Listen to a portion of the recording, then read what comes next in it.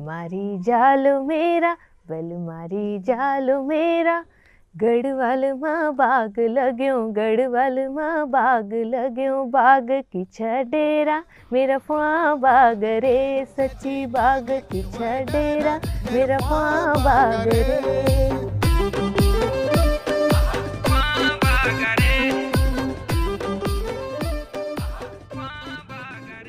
1980 का दशक था। अरुणोदय की लालिमा अभी कोटद्वार की तलहटी पर उतर ही रही थी। एक नई सुबह के इंतजार में कोटद्वार के रेलवे स्टेशन पर यात्रियों की चहलकदमी शुरू हो चुकी थी।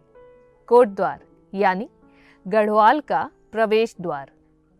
यहाँ पहुंचे तो समझो अपनी मैत की खुद पूरी हो गई। मैत लौट रहे ऐसे ही सैकड़ों यात्री उस सुबह कोटद्वार स्टेशन पर गाड़ियों का इंतजार कर रहे थे, जब डौर के एक स्वर ने सबको अपनी ओर खींचना शुरू किया। एक मधुर गढ़वाली लोकगीत इस सुबह को और भी सुहाना बना रहा था। लोग उस जादुई आवाज की तरफ खींचते चले गए। उनकी रात भर के सफर की थकान और लंबे समय तक अपनों से दूर रहने की कसक को जैसे इस गीत ने पाट दिया था।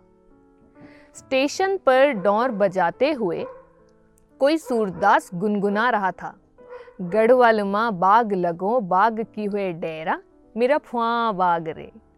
इन गायक का नाम था भरोसी लाल, जिन्हें लोग जुग्गी भी कहा करते थे। 70-80 के दशक में कोटद्वार से सतपुली और पौड़ी तक जाने वाला कोई भी यात्री ऐसा नहीं होगा जो उन्हें न जानता हो। उस दौर में वो कोटद्वार बस अड्डे पर लगभग हर सुबह ऐसे ही मधुर लोकगीत गाया करते थे।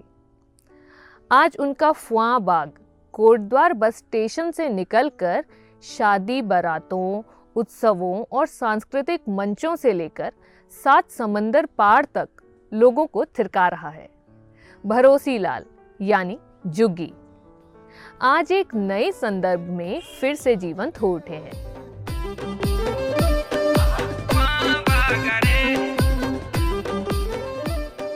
फुआ बाग गीत आज जितना लोकप्रिय है, उतनी ही दिलचस्प कहानी इसके मूल गायक की भी है। 70-80 के दशक में जब यातायात और सूचनाएं आज की तरह नहीं थी, तब भरोसी लाल न केवल अपने लोकगीतों से यात्रियों का मनोरंजन करते थे, बल्कि वे पहाड़ के लोगों के लिए गाइड का काम भी करते थे। हाथ में डौर थामे भरोसी लाल रोज शाम 8 बजे वाली ट्रेन से नजीबाबाद तक जाते और रात 2 बजे की ट्रेन से कोटद्वार लौट आते। इस ट्रेन में गढ़वाल के सैकड़ों लोग अपने घर लौटते थे। इनमें सेना के जवानों की संख्या सबसे ज्यादा होती। भरोसी लाल हर डिब्बे में जा जाकर यात्रियों को गढ़वाली लोकगीत सुनाते। उन दिनों अधिकतर यात्री कोटद्वार के बाजार से अपने घर के लिए सामान भी खरीदा करते थे। ऐसे में भरोसी लाल यात्रियों को कोटद्वार बाजार में गुड़ की भेली, मिश्री, चने आदि का भाव भी बताते और उन्हें बाजार की ठगी से आगाह भी करते। पहाड़ के यात्रियों को रेल में होने वाली लूटपाट के बारे में भी वे सचेत करते और गढ़वाल के लिए कौन सी बस कब, कहाँ और किस समय जाएगी, इसकी भी जानकारी देते। भरोसी लाल को डौर बजाते और लोकगीत गाते हुए 2-3 पीढ़ियों ने देखा और सुना। समय के साथ उनका गीत तो सारी दुनिया में पहुंच गया, लेकिन भरोसी लाल के गीत का वह अंश इसमें से गायब हो गया जिसमें वे कहते हैं, बाब लोगों, सब लोगों, सूबेदार साहब, लेफ्टिनेंट साहब, कान आदिम छुमी, ख्वांट पैसा न दिया, म्यारू फुआ बाग रे। यानी इस गीत में वो अपनी व्यक्तिगत व्यथा को भी शामिल करते हुए कहते हैं, मैं अंधा हूँ, मुझे खोटे सिक्के मत दे जाना। सुनिए इस गीत की वो बिसरा दी गई पंक्तियाँ। अरे कालवा दिम छो बाबू लोगो बड़ा ख्वाट पैसा ना दिया, मेरे पापा गरे सच्चे ख्वाट पैसा न दिया, मेरे पापा गरे सच्चे हमारे आजालो हमारा, अरे गढ़वाला ने बाग लगो बाग की वाडेरा। लोक के चितेरे स्वर्गीय चंद्र सिंह राही ने इस गीत को पहली बार संगीतबद्ध कर गाया। इस गीत को खोजने का श्रेय भी राही जी को ही जाता है। उन्हीं की आवाज़ में इस गीत ने लोगों के बीच लोकप्रियता की पहली बुलंदी छुई थी। राही जी बताते थे कि पहली बार उन्होंने यह गीत उन्हीं सूरदास यानी भरोसी लाल से सुना था। वे जब भी कोटद्वार से अपने गांव जाते, सूरदास से कई लोकगीतों को सुनते। ऐसे ही एक बार गांव लौटते हुए उन्होंने पहली बार इस गीत पर गौर किया। उन्होंने भरोसी लाल से पूछा कि आजकल क्या चल रहा है। भरोसी लाल ने जवाब दिया कि देश में इमरजेंसी लगी है और लेंसडाउन, दुगड्डा और डबराल-स्यूं पट्टी में मनस्वाग लगा है। मनस्वाग यानी आदमखोर बाघ। इसी बाघ के आतंक को लेकर यह गीत बना था। यहीं से चंद्र सिंह राही ने यह गीत उठाया। अरे बल मारे डालो हो मेरा, अरे गढ़वाला ने बाग लगो बाग की वह डेरा, मेरा पुआ बाग रे, सच्चे बाग की वह डेरा, मेरा पुआ बाग रे। हम सब जानते हैं कि लोकगीतों को रोमांटिक अंदाज में पेश करने और एक प्रयोगधर्मी रचनाकार के रूप में राही जी का कोई सानी नहीं। राही जी ने कुछ अपनी तरफ से जोड़कर नए संगीत और अपनी लोक की प्रकृति प्रदत्त आवाज से इस गीत को बड़ा फलक दे दिया। अरे बाबू लोगो, सब लोगो, हवलदार साहब, सूबेदार साहब, लेफ्टिनेंट साहब, कप्तान साहब, सतर पतर परमेश्वर महाराज लंचडौना कहा बीचा, मेरा पुआ बाग रे। उन्होंने इस गीत को पहली बार मुंबई के एक कार्यक्रम में गाया था। वे लोक सुरों की जिस लोच के साथ इसे गाते थे, वहां से इस गीत की यात्रा अब काफी लंबी हो चुकी है। यह गीत पिछले 3-4 सालों से फिर एक नए अंदाज में लोगों के बीच आ पहुंचा है। अपनी असामयिक मौत से कुछ समय पहले कुमाऊं के सुप्रसिद्ध गायक पप्पू कार्की ने इसे अपनी सुमधुर आवाज में गाया था। बाद में नीलम कैसेट ने पप्पू कार्की को श्रद्धांजलि देते हुए इस गीत को उनके साथ ही कल्पना चौहान और संदीप सोनू की आवाज में रिकॉर्ड किया। अरे मारी जालो मेरा, अरे मारी जालो मेरा, अरे गढ़वाले ने बाग लागो, गढ़वाले ने बाग लागो, बाग की वाडेरा मेरे पापा। सोशल मीडिया के इस दौर में इस गीत ने लोकप्रियता की कई सीमाओं को लांघ दिया है।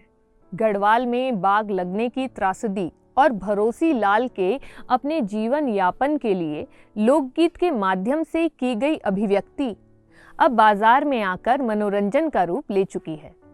YouTube में ही इसे 5 करोड़ से ज्यादा लोग सुन चुके हैं। बाग लगने पर ही हमें एक और भी पुराना बद्दियों का गीत मिलता है, जिसके बोल हैं, लोगों को खेती को काम नी हुए पूरू, लोगों को खेती को काम नी हुए पूरू, यो निर्भागी बाग होइगे शुरू। बाद में लोक गायक सूरदास जगदीश बकरोला ने भी बाघ के आतंक पर गीत लिखा और गढ़रत्न नरेंद्र सिंह नेगी का ये गीत तो आपने सुना ही होगा। बंधु क्या जसपाल राणा शिस्त साधी दे, निसणु साधी दे, गढ़वाल मां बाग लग्यूं बाघ मारी दे। बंधु क्या जसपाल राणा शिस्त साधी दे, निसणु साधी दे, उत्तराखंड में बाग लग्यूं बाघ मारी दे। लोक की सामूहिक अभिव्यक्तियों से ही लोकगीत समृद्ध हुए हैं। फुआ बाग गाना 70-80 के दशक में लोगों के बीच उस समय आया जब पौड़ी जनपद के लेंसडाउन दुगड्डा क्षेत्र में एक नरभक्षी बाघ का आतंक हो गया था। बताया जाता है कि पुजारी नाम के इस बाघ ने उस दौर में 50 से ज़्यादा ग्रामीणों को अपना निवाला बनाया। सरकार, वन विभाग और स्थानीय जनता के तमाम प्रयासों के बावजूद इस पर काबू नहीं पाया जा सका। फुआ बाघ लेंसडाउन दुगड्डा क्षेत्र का ही नहीं है, उससे पहले भी फुआ बाघ का जिक्र होता रहा है। असल में फुआ का मतलब है हवा की तरह उड़कर जाने वाला, सुप्रसिद्ध शिकारी जिम कॉर्बेट ने ऐसे कई बागों का जिक्र अपनी कहानियों में किया है जो इसी तरह के थे। इनमें चंपावत, पनार और रुद्रप्रयाग के बागों की कहानियां सबसे ज्यादा चर्चित हैं। जिम कॉर्बेट के अनुसार उस दौर में बागों के आदमखोर हो जाने का कारण प्रथम विश्व युद्ध में फैला इन्फ्लुएंजा बुखार भी था, जिसे युद्ध ज्वर या लाम बुखार के नाम से भी जाना जाता रहा है। इस बुखार ने गढ़वाल में हजारों लोगों की जान ले ली थी। ऐसे में मरने वालों के शवों को बिना जलाए ही जंगल में छोड़ दिया जाता था। यह बाघ इन्हीं शवों को खाकर नरभक्षी बन गए। रुद्रप्रयाग के नरभक्षी का आतंक 1918 से 1926 तक रहा। 8 सालों में इस बाघ ने लगभग 125 लोगों को अपना निवाला बनाया। जिम कॉर्बेट ने इसे 2 मई 1926 को मारा था। इसे मारने के बाद गढ़वाल में लोगों ने जिम कॉर्बेट को भगवान का दर्जा दिया। इस बाघ के बारे में जिम कॉर्बेट ने जो लिखा उससे भी फ़्वां बाघ की परिभाषा निकाली जा सकती है। इसके बारे में उन्होंने अपनी चर्चित किताब the man eating leopard of Rudraprayag में लिखा है कि यह बाघ 500 स्क्वायर किलोमीटर के दायरे में घूमता था। ये एक जगह शिकार करने के बाद दूसरा शिकार उस इलाके में नहीं करता था, बल्कि यहाँ से बहुत दूर चला जाता था। इसलिए इसे फ़्वां बाघ कहा गया। ये बाघ इतना चालाक था कि जब इसे मारने के लिए साइनाइड का प्रयोग किया गया तो ये उससे भी बच निकला और इतना ताकतवर था कि अपने शिकार को बिना जमीन पर रखे 500 मीटर तक ले जा सकता था। इसे फंसाने के लिए जब 150 किलो का पिंजरा लगाया गया तो उसमें पंजा फंसने के बाद भी ये बाघ उस 150 किलो के पिंजरे को 500 मीटर तक खींचता ले गया। ब्रिटिश सरकार इस फ़्वां बाघ से इतना परेशान हो गई थी कि इसे मारने के लिए अखबारों में विज्ञापन निकाला गया। इसके बावजूद सिर्फ 3 शिकारियों ने इसमें रुचि दिखाई। जिम कॉर्बेट ने यहाँ तक कहा है कि रुद्रप्रयाग का ये बाघ ही एक ऐसा जानवर था जिसे दुनिया भर में सर्वाधिक प्रचार मिला था। भारत के दैनिक और साप्ताहिक अखबारों के अलावा ब्रिटेन, अमेरिका, कनाडा, दक्षिण अफ्रीका, कीनिया, हांगकांग, ऑस्ट्रेलिया और न्यूजीलैंड की प्रेस में भी इस बाघ के खूब चर्चे हुआ करते थे। देश के अलग अलग हिस्सों से बद्रीनाथ, केदारनाथ की यात्रा पर आने वाले करीब 60,000 तीर्थयात्री हर साल अपने साथ इस बाघ के किस्से ले जाकर प्रचारित करते थे। बाघ की कहानी से अब वापस लौटते हैं फ़्वां बाघ गाने की कहानी पर। देश दुनिया में गूंज रहे फ़्वां बाघ के संगीत ने अब सुदूर दक्षिण में भी अपनी ऐसी दस्तक दी है कि इसकी तर्ज पर वहाँ पर भी एक फिल्म के गाने की धुन बन चुकी है। सुनिए। अरे आजा देवा आजा, నీకు 9 రోజులు పూజ, ఆ కైలాసాన్నే ఇడిసి పెట్టే గల్లే గల్లే నన్నే సుట్టే పందిరి గుంజలల్లా పదిలంగా ఉండయ్యో, నువ్వు డీజే మోతలల్లా ధూమ్ధాము చెయ్యయ్యో, వక్రతుండా బొజ్జ నిండా ఉండ్రాళ్ళన్నీ సల్లగుండా దండిగా నీకు పండగానే భాద్రపదమున జరిపేమయ్యా, జై బోలో గణేష్ మహారాజ్ की जय అంటే వస్తావో నిండు భక్తి కండ్ల చూసి। इतिहास से वर्तमान तक फ़्वां बाघ की इस छलांग ने कई पड़ाव पार किए हैं। इस गीत के आलोक में कोटद्वार के उस सूरदास की लोक अभिव्यक्ति ने जिस तरह आज के संदर्भों तक को नए रूप में लाने की पृष्ठभूमि रखी है वह अद्भुत है। लोक से निकले किसी गीत के आज भी इस तरह लोकप्रिय हो जाने का मतलब है कि लोक विधाओं की जड़ें बहुत गहरे तक समाई होती हैं और उन्हें जब भी मौका मिले वह अपने उसी रूप में हर काल खंड में स्फुटित हो सकती हैं।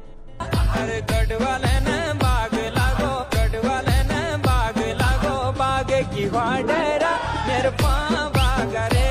आज भले ही कोटद्वार के रेलवे स्टेशन पर अरुणोदय की लालिमा किसी भरोसी लाल या जुग्गी के गीत से ना खुलती हो, लेकिन अब वह पूरी दुनिया में एक बिल्कुल नए अंदाज में किसी भी समय, किसी भी क्षेत्र और किसी भी समाज में अपनी दस्तक देने सा विस्तार पा चुकी है। लसडोने का बीच मेरे पाँव भागा रे गया, लसडोने का बीच मेरे पाँव भागा रे सजी। फुआ बाग गीत से जुड़ी ये दिलचस्प जानकारियाँ आपके लिए जुटाई थी वरिष्ठ पत्रकार चारू तिवारी ने, और कैमरे के पीछे थे अक्षत और अर्नब। गाने के बहाने का ये एपिसोड आपको कैसा लगा, हमें कमेंट करके ज़रूर बताएं। अगर आपको ये कार्यक्रम अच्छा लगा हो तो इसे शेयर करके हमारा हौसला बढ़ाएं, ताकि हम आपके लिए लाते रहें ऐसे ही दिलचस्प किस्सों की कड़ियाँ बारामासा। आपने मालूम होलू कि कोटद्वार रेलवे स्टेशन में एक सूरदास जी मंग दछाया और गीत लगा दछाया, दगड़ी दगड़ी चीजों भाव बता दछाया। तो उनको नौ छो झक्की। जब उनसे मुलाकात हुई मेरी, तब मैंने बोल सूरदास जी आजकल क्यों हूं गढ़वाल में अजीबल बुना बाग लगो चक बाग, और वो बाग लग छो लेंसीडोन दुगड्डा डबराल सिंह तक कोई इलाका में एक नए बाग लग छो। तो साफ बड़ो अच्छा के बाग छो वो, और वो बाग गीत लगाना छाओ। तो जरा से उनको पीछा